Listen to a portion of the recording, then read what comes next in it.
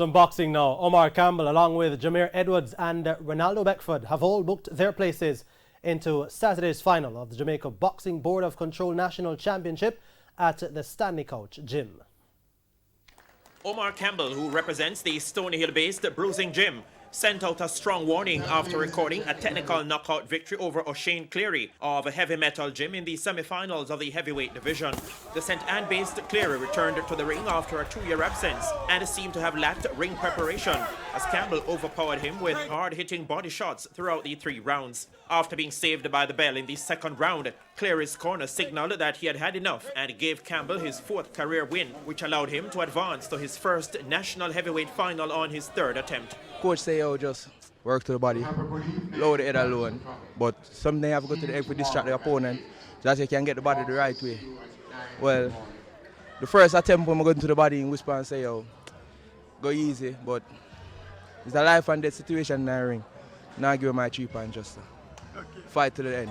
The Sakima Mullings-trained Ronaldo Beckford had a split decision win over the JDF's Ryan Sinclair to book his place into the championship decider of the light heavyweight class. Both boxers were meeting for the 3rd time, and with 1 win each, the clash offered the opportunity for bragging rights. They traded punches throughout the 3-round contest, much to the satisfaction of a small pocket of spectators. In the end, the 3 judges were divided 2-1 in favor of the St. Mary-based Beckford. I work to by the most, the pressure him. I know I'm a stronger fighter, so I step forward all the while.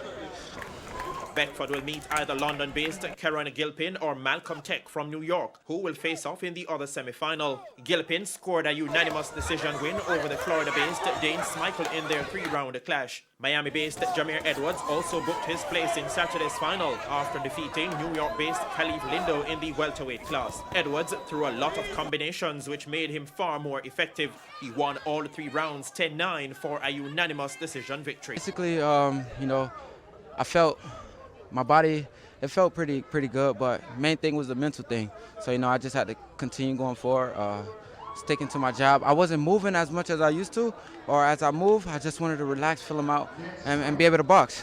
Damian O'Neill out of Reading, England, defeated Kevona Willis of the JDF in the middleweight division. O'Neill was a major problem for the Army man whose punches lacked power, while the Englishman had dynamic combinations which paid dividends for him. Spencer Darlington, TVJ Sports.